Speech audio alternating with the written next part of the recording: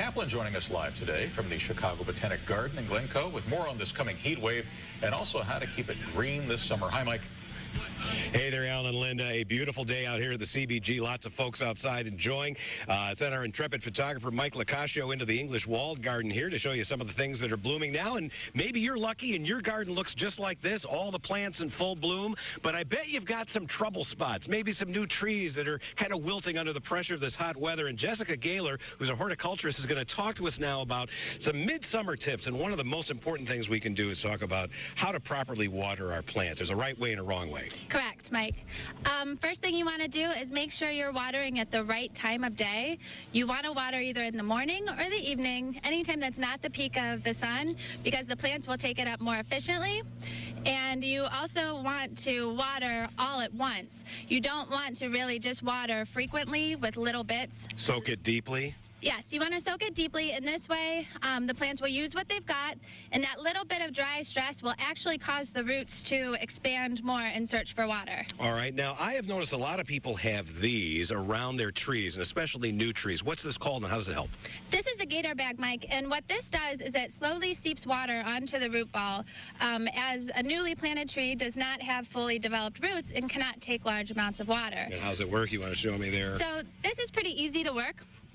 It's got a zipper that goes around the back of your tree.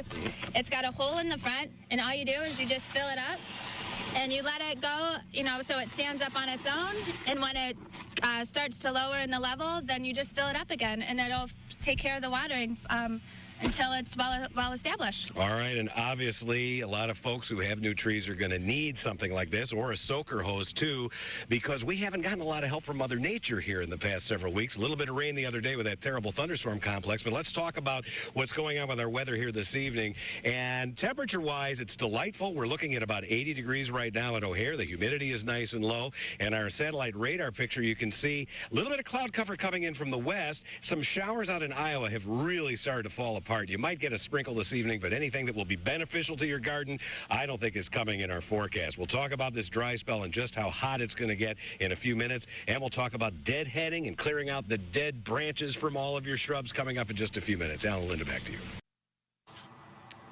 So with all this great weather we've been having the last few days, it's been a perfect time to spruce up your garden. Yeah, great days to get outside. Well, in today's Keeping It Green segments, we're focusing on midsummer plant maintenance. And ABC 7 meteorologist Mike Caplan's joining us live from the Chicago Botanic Garden. Hi, Mike. Hi. Look at this. They're trusting me with sharp tools out here. This is dangerous.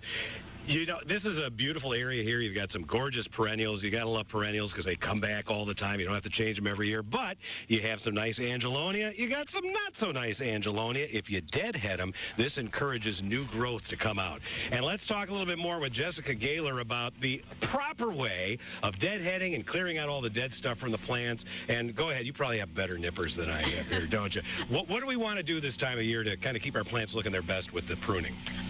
Well, several things we want to do is deadhead your flowers like you just did. Now, you did it on the perennials, but we can also do this on shrubs. Okay. And this will do the same thing. It'll force and encourage new growth.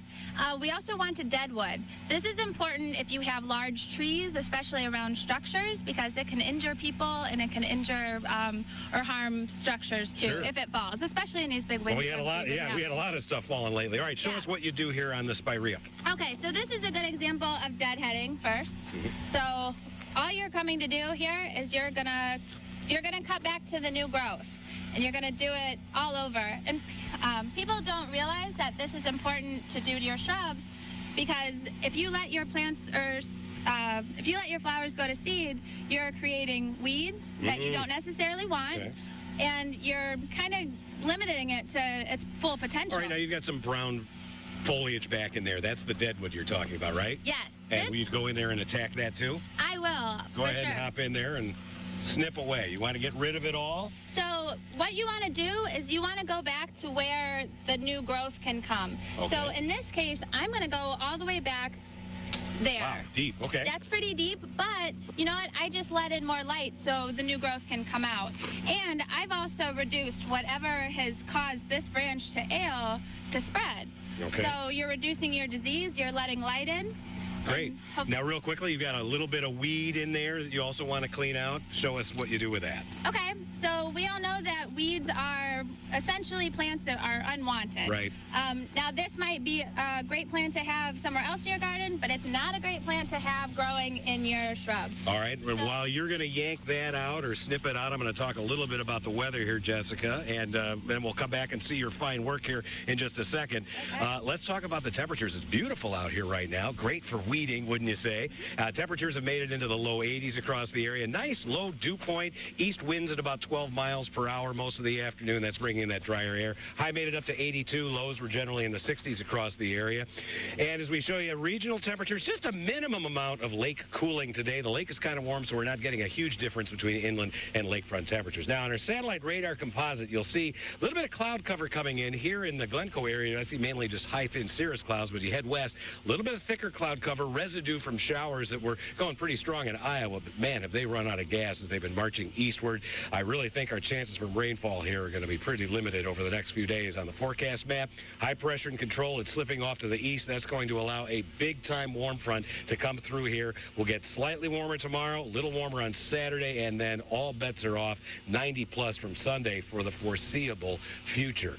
And tomorrow, as I mentioned, high temperatures will be just a little bit warmer than today with not a huge increase in humidity. So here's the forecast for tonight. I'm going to call it partly cloudy. If it sprinkles, especially out west, that's the most that's going to happen here tonight. Lows will be in the 60s. Tomorrow, mostly sunny, a couple degrees warmer than today, low and mid-80s, a little bit warmer west. See some upper 80s there. All right, here comes the blazing 7-day forecast, one of the hottest stretches we've seen in a long time, low to mid-90s from Sunday on. I really think heat advisories are going to have to go into effect. Already some excessive heat watches in states and areas just out to the west. All right, so you got the weed out of there. Coming up in a few minutes, you're going to talk about pruning shrubs to make them look pretty, right? Yes, Mike, we are. All right, come back for that about 4:45. Linda and Alan, I will tell you, one of the shrubs we're going to prune is a yew. A you? Really? A yew. I'll bet you spell it a different way, huh? Yes, it is spelled a different way, but it's still you, baby. You better be very careful with that pruning then, Mike. Hey there, Linda and Alan. Whether you prefer your landscaping to look natural or formal, odds are you need to prune those shrubs every once in a while. And we're going to talk to Jessica Goehler here about how to properly go about that. And you've got a nice array of tools here. What are some of your favorites? Mike, I got a great arsenal. I've got extension pole pruners, extension saws, but for what we're going to do, we're going to take handheld pruners, and we're also going to take the head shearers. Okay. So head shearers are generally for more formal, which a lot of folks like to do. We'll do a quick demonstration with these. All right, you're hopping into the U's. These are not the Linda U's. These are just our globe U's or whatever. Go ahead. And So essentially, you never want to go too short and make it bald because that's not going to come back. So when you do it, you just want to do it nice and even so you get a nice little shape like this. So you can see how uniform that is. Right. Now, the thing that I prefer to do, and you tend to reduce this poodle tail that you kind of find around the city, meaning there's no growth underneath it. So you tend to have just a bald spot and just a little bit on top. So what we're going to do is actually go down into the bush, and we're going to, let's find a good spot. How about over here? So I'm going to go ahead and clip it. So, then sun can get in there now, too.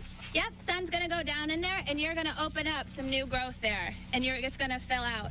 And then you can go back around it and just prune off some of the new stuff. And, of course, some people are absolutely manic about this and just get in there and make these perfect shapes. You can do that, too, right? You sure can, Mike.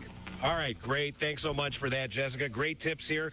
And we want to say a quick congratulations to Heather Sherwood, who had her twins last week. And congratulations. I know she's watching, and she's probably going to be suffering through this heat like everybody else. Let's talk about how hot it's going to be here, guys. Tomorrow, not so bad. Mid-80s, upper 80s to near 90 on Saturday, and then blazing heat Sunday right on through the rest of the extended forecast with very minimal chances of rainfall out here. So for folks who are going to be outside working, lots of water, right? Yes, All definitely. right. Thanks for your help today, Jess. Back to you guys inside. Gorgeous out here at the CBG. Alan, Linda, you. I'm going to say you and those yous out there. Careful with that pruning. Okay, Lots thanks. of yous. Thanks very much.